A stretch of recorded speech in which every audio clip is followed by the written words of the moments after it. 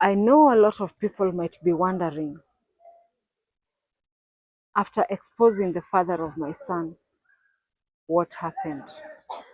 Even before thinking of what next to do, I receive a call from the mother. So the mother has no idea the son has taken me to the police station, and the mother calls me and tells me, I want us to sit down. And before we sit down, I want you first to bring my grandson. In fact, you're not supposed even to name my grandson the name you've named him. And I'm like, okay, who are you? I'm the mother to so and so. But the officer that was in charge, I think he had either he had died or he was transferred. They could not get rid of him. And because this money that time had money, there was no way my case would have been taken seriously. Hello, a very lovely afternoon from 254. My good name is Martha Soipan, and kama kawaida, welcome back and feel at home. Your one and only host is here again and continuing with a lot of motivation, inspiration, teaching each other life, encouraging each other, and giving someone hope when you feel you're hopeless and you feel like your life has come into an end. I always keep on telling you, as long as you're alive, you still have a long way to go. Now, today is that day that all of you have been waiting for. A lot of questions. What happened? You aired the story. Then what happened? Did your life change, Soipan? Did your son's life change? Did the father recognize him again after, Now, not like I've always said, not all that glitters is gold. I aired the story, yes. He continued denying. But immediately the story was aired. The next day, Soipan received a call. I totally remember, like, it is so fresh in my mind. I had just finished my house chores in the house. Kama kawaida, every woman wakes up in the morning on a Saturday. You want to do general cleaning, you want to remove your curtains, you want to do laundry. And I'd just done all that, taken some tea. And then I decided, let me just take a nap and rest my back. And I receive a call. And this call comes. Hello, are you Martha? Yes. You've been reported at Kinyago police station. You need to bring yourself to the DCI office. Someone has complained that you aired your story and you put his picture all over social media and you're answerable to that. And I was like, okay, so who are you? I'm a DCI at Kinyago police station in Dandora. I need you immediately. So I hung up the phone, and even before thinking of what next to do, I receive a call from the mother. So the mother has no idea the son has taken me to the police station, and the mother calls me and tells me, I want us to sit down. And before we sit down, I want you first to bring my grandson. In fact, you're not supposed even to name my grandson the name you've named him. And I'm like, okay, who are you? I'm the mother to so and so. So you're the mother to so and so. You've just seen the story. You don't know. You never recognized me. You never knew I ever existed. Now that you've heard I have a son somewhere, you insist I had to bring my son to you, and to make the matter worse, change also the name. I remember that time I was just about to call my dear friend Lingugi, and luckily or unluckily, she called and she told me, so how far is the story? I guess your phone is ringing a million times. I even told her I was about to call you. I've just received a call. I've been summoned by the DCI. Where? And who has reported you? Mr. Sami Cairo. Okay. So she tells me, forward me the number. I'm the one to make the call. So she calls and tells the DCI, unfortunately, the channel is mine. I'm the one who aired the story. I'm the one who put those pictures there. I have evidence. Why? Because even before I aired the story, I made a call live. He denied, he blocked us. And so I had no other choice because I knew the lady was talking the truth. So unfortunately, she can't come today. Allow her to come tomorrow and she will come with me. So the DCI said yes. So the next day I woke up and I prepared myself. And by the time I got to Kinyago police station, I found Pastor Sammy Cairo there with the wife, the police officer. So when I got there, I told the DCI, yes, I'm the one. Yes, he defiled me. I have my OB number the day he defiled me on March 2009. This is the OB number. So they went to the records, and I remember that time there was no this computer. Nowadays in the OB, you guys, if you had any case with the police station, nowadays they don't write on the big book they used to write. So they had to search for those books, and they saw, and it was there. But the officer that was in charge, I think he had died or he was transferred. They could not get rid of him. And because this money that time had money, there was no way my case would have been taken seriously.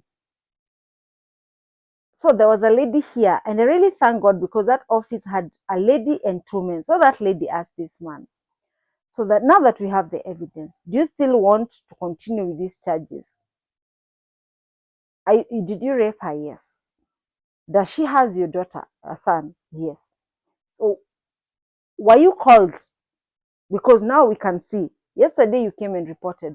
She has even said, I have enough time to sit down and watch this video and realize that even before this story was aired, there was a live call. And how you responded. So the officer was very much ready. Martha, do you have time? I have all day. Take your time and watch the movie. So they were watching, and they were just forwarding until it got to a point they even had the phone calls and how the response was. So this officer, the DCI, asked Pastor Sammy, do you still want to continue with the case? Because me, I will tell you very well, you've already gone viral and there is no way of turning back. So you either take responsibilities or you sit down with this woman and sort things out. So I remember when we were at Kinyago, he said, I want to withdraw the case. Okay. Luckily, by that time I got there, God had already made a way. I had already gotten a pro bono lawyer, a lawyer who was ready to take me to court and fight for justice for my son. So when he withdrew the case, he insisted the mother wanted to see me. So the mother came and saw me and still insisted they want their son back. I told them, there's no way you can take my son back. You've never seen him for 12 years. Why now? Just because I have a son? That cannot happen. So, okay, you go home. I will plan when we meet and we'll sort things out. So I came home, I relaxed. And 6 months passed. And so my lawyer asked me, it's been 6 months. Have these people ever reached out to you? No. So it's high time we take action. So a letter was drafted to them. And when the letter was drafted, before they replied, I remember he called and asked me for the fee structure of my son.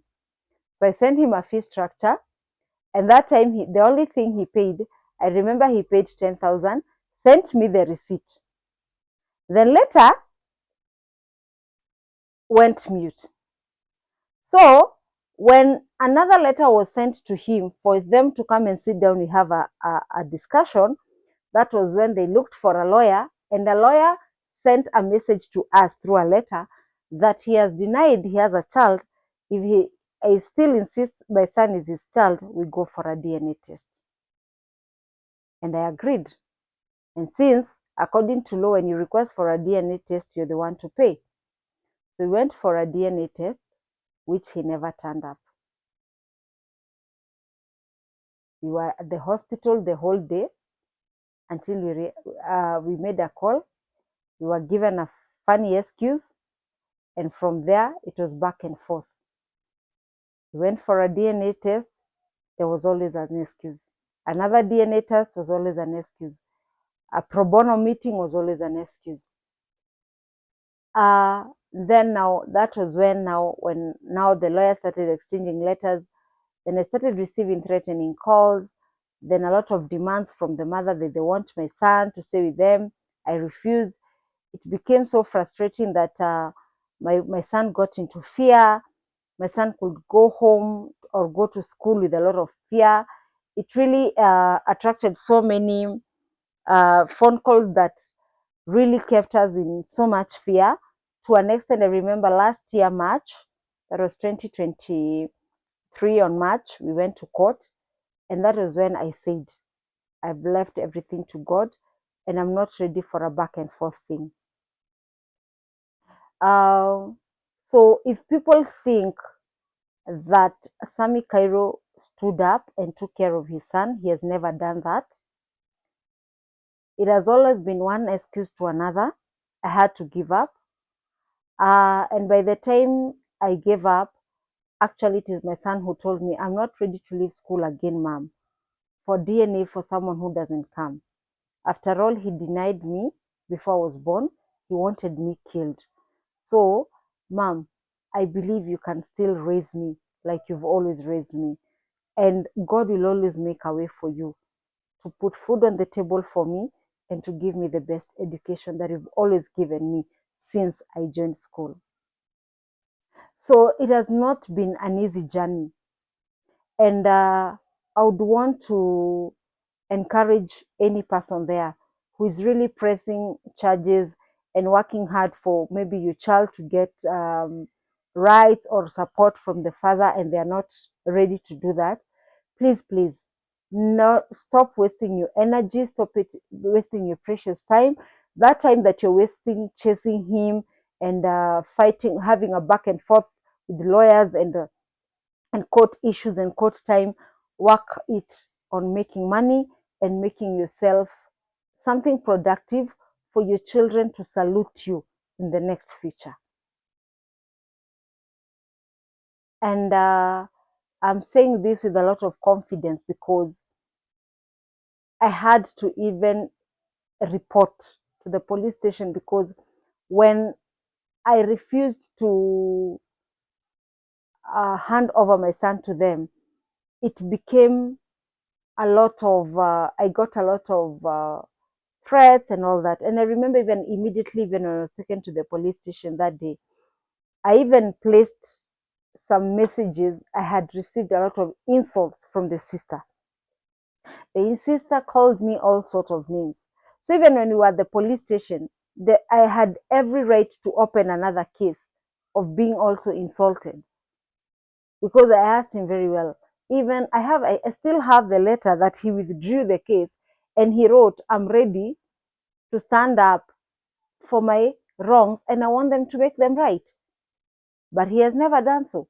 And I'll still say today, just like I said on my first show, I don't take vengeance. I leave it to God. Because if I still hold the grudges, if I still hold the bitterness, I don't think I'll be where I am today. I don't think I would have managed to bring up my son to where he is. Today, my son is a teenage, 14 years old. Yet, what he has seen, what he has experienced, what I have taught him has made him the man he is today. So I'll still keep saying and I'll still keep on saying, Pastor Sami Cairo, I left you in the hands of God. I don't have money to pay lawyers. Neither do I have money to run to court and bribe and do the DNA test and uh, waste money on forging. I'm not ready for that, and I don't even have that money to waste. But like the saying goes, karma is real. When it comes back with no mercy. So my viewers, my supporters, that is what has been happening. That has been my journey, and I am still that lady that you know, and a strong woman, and I'm doing everything possible because I don't want my son to ever ask me again, where is my son? And through you people, God has used me, or God has used you to strengthen me and to do a lot of things, and I don't take it for granted. May God continue always blessing you for the support, the love, and the care you guys have shown me. Shalom and God bless.